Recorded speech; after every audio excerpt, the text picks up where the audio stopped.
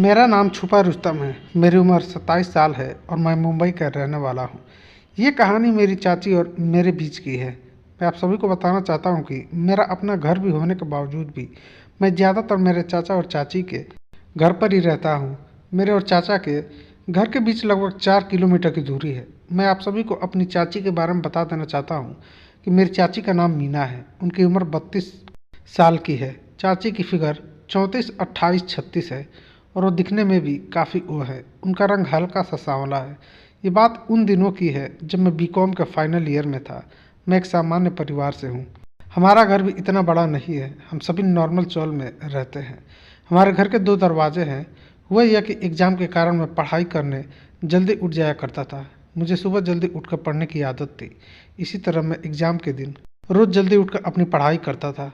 बाहर के कमरे में पढ़ता था और अंदर के कमरे में चाची सोई रहती थी। उनका बाथरूम भी अंदर के कमरे में ही था और उसके बगल में ही दूसरा दरवाज़ा था। एक दिन हुआ यूँ कि मुझे लगा कि शायद अंदर चाचा वाले कमरे में कोई घुसा है, मगर अंदर चाचा और चाची सोते हैं। इसलिए मैंने अंदर देखना उचित नहीं समझा। चूँकि चाचा रोज़ सवेरे काम के लिए निकल जाते हैं, तो एक बार तो मन हुआ कि चाचा चले गए होंगे, इसलिए अंदर देख लूं, मगर फिर मैं रह गया। बाद में मैंने अंदर जाकर देखा तो वहाँ कोई नहीं था। चाची बाथरूम में नहा रही थी। मैं फिर से बाहर आकर अपनी पढ़ाई करने लगा। 2 दिनों के बाद मुझे फिर से लगा कि अंदर कोई है। चाचा जा चुके थे तो मैं इस बार उसे देखने अंदर चला गया। उस दिन भी अंदर कोई नहीं था। चाची बाथरूम में नहा रही थी। मुझे कुछ शक सा होने लगा। मुझे लगा कि चाची के साथ बाथरूम में कोई है। मैंने बाथरूम के दरवाजे से कान लगाकर सुनने का प्रयास किया, मगर कोई खास मालूम न हो सका। फिर मैंने एक तरकीब निकाली। जब चाची मार्केट में शाम को सब्जी लेने चली गई, उसी से मैं मौका देखकर मैंने बाथरूम के दरवाजे पर एक छोटा सा छेद बना दिया।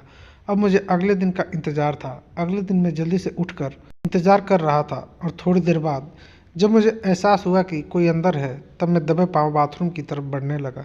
मैंने बाथरूम में किए अपने उसी छोटे से छेद में से झांक कर देखा। अंदर का नज़ारा देखकर तो मेरे पाँव तले ज़मीन खिसक गई। अंदर मेरी चाची पूरी ऐसी थी और कोई मेरी चाची के वो कर रहा था, मगर वो कौन था मुझे अभी तक पता नहीं चल सका था, क्योंकि वो छेद की तरफ पीठ किए हुए खड़ा था।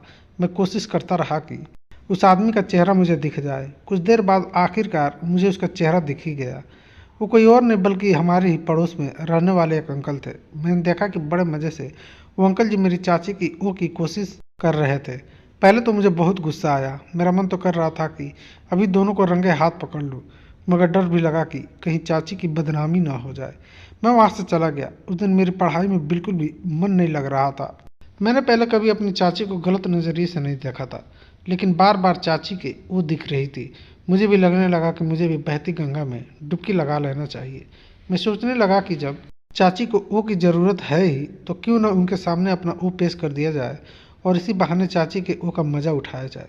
मगर मुझे अंदर से डर भी लग रहा था कि चाची मेरे किसी ऐसी वैसी हरकत से नाखुश होकर मेरी शिकायत मेरी मम्मी से ना कर दे।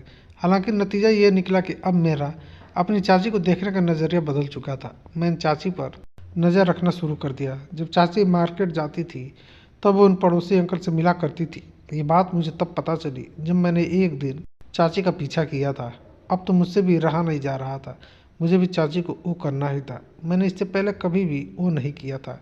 मैं चाची को ओ के लिए अलग अलग तरकीब सोचने लगा था। इसी सोच विचार के चलते अब मैं अपने बनाए हुए उसी छेद से हर रोज़ चाची को देखने लगा था।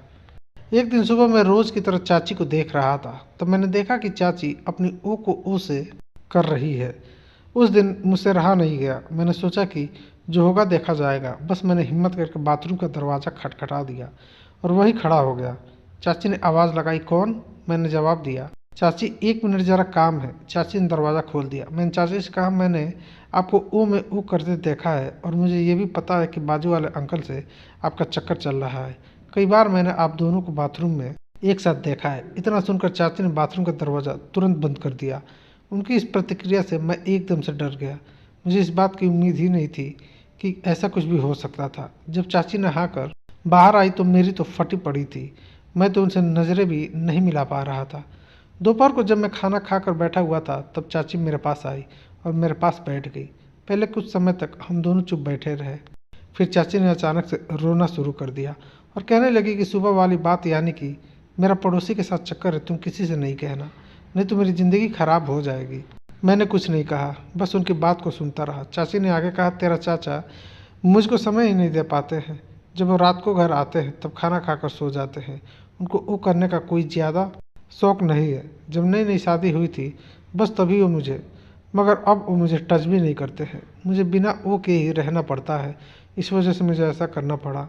मैं समझ गया कि चाची को वो करने का बहुत मन होता है, उसी कारण मजबूरन उनको पड़ोस वाले अंकल के पास जाना पड़ता है। मैंने जब उनके मुंह से वो जैसे शब्दों का प्रयोग सुना तो मैंने हिम्मत बढ़ाई और उनसे पूछ लिया कि तो अब तक उन अंकल से कितनी बार। फिर उन्होंने सब कुछ मुझे बता दिया कि कब, कहाँ और कितनी बार।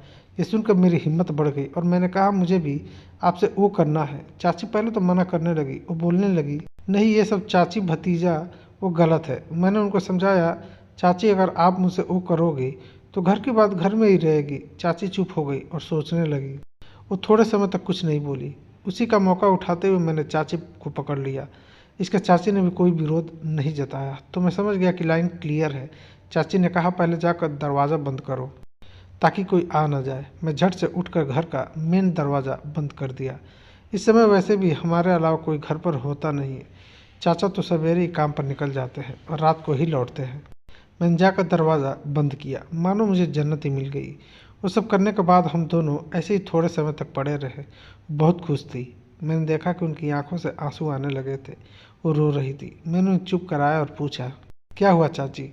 चाची कहने लगी कि ये सब जो मैं कर रही थी मेरा उन पड़ोसी अंकल के साथ रिश्ता बना हुआ था। वो मेरी मजबूरी थी। मैंने चाची को वो करके कहा कि अब आपको कहीं जाने की ज़रूरत नहीं है। आपको जब मन किया करे तब आप मेरे पास आ सकती हो। चाची मुझसे लिपट गई।